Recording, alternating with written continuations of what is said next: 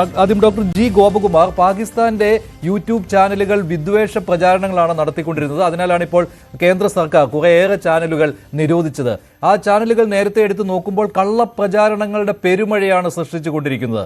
ഭയപ്പാടിൽ നിന്നല്ലേ പാകിസ്ഥാനിൽ നിന്ന് ഇത്തരത്തിലുള്ള വിദ്വേഷ പ്രചാരണങ്ങൾ വരുന്നത്? അതും മുൻപ് നടന്ന പല സംഭവങ്ങളെയും വക്രീകരിച്ചാണ് കാട്ടുന്നത്. അവിടെയൊന്നും ഇന്ത്യയുടെ വിജയമല്ല, പാകിസ്ഥാനാണ് ജയിച്ചത് എന്നുള്ള പ്രചാരണങ്ങളാണ് നടത്തിക്കൊണ്ടിരിക്കുന്നത്. പാകിസ്ഥാനെ സംബന്ധിച്ചിടത്തോളം ഇത്തരം പ്രവൃത്തികൾ ചെയ്യുന്നത് ആദ്യമായിട്ടല്ല. എന്നും മിസ്പ്രൊപ്പഗാൻഡ നടത്താൻ പാകിസ്ഥാൻ വളരെ മിടുക്ക് കാണിച്ചിട്ടുണ്ട്.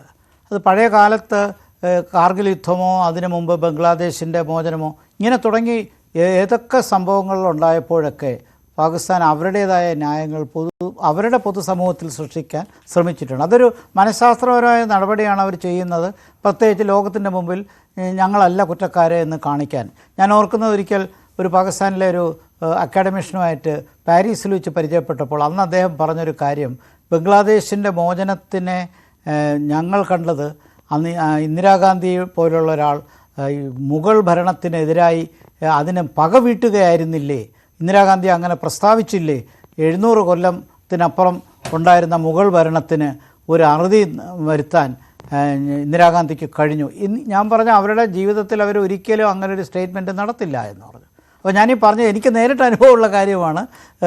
ഇത്തരം പ്രൊപ്പഗാൻഡയിൽ വീഴുന്ന ആൾക്കാർ ചില മേഖലകളിലുണ്ട്. അത് പ്രൊപ്പഗാൻഡ എന്ന് പറഞ്ഞാൽ അതിൻ്റെ അങ്ങേയറ്റത്തെയാണ് ഇപ്പോൾ ചെയ്തുകൊണ്ടിരിക്കുന്നത്. രാജ്യത്ത് ഇന്ത്യയിൽ ഈ സൈനിക നീക്കത്തെ അനുകൂലിക്കാത്തവരാണ് ഒട്ടുമിക്ക ആളുകളും എന്നുള്ള രീതിയിൽ പറയുന്നു. പിന്നെ അതുപോലെ തന്നെ മുൻ സൈനിക ഉദ്യോഗസ്ഥരുടെ പ്രതികരണങ്ങൾ എന്ന പേരിൽ തെറ്റായ വിവരങ്ങൾ നൽകുന്നു.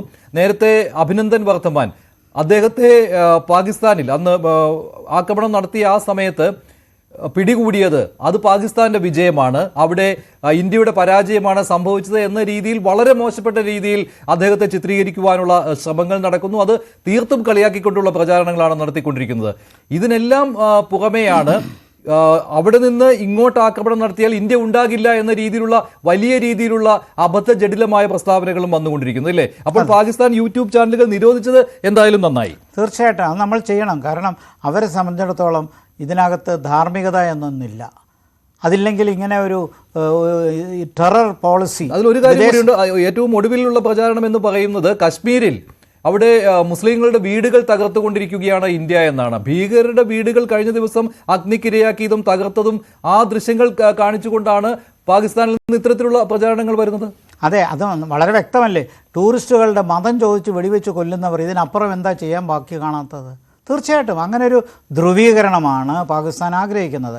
അവരെന്നും കാശ്മീരിനെ അങ്ങനെ ചെയ്യാനാണ് ആഗ്രഹിച്ചിരുന്നത്. അതിൻ്റെ എല്ലാ പ്രവൃത്തികളും ഓരോ സമയത്ത് ചെയ്തിട്ടുണ്ട്.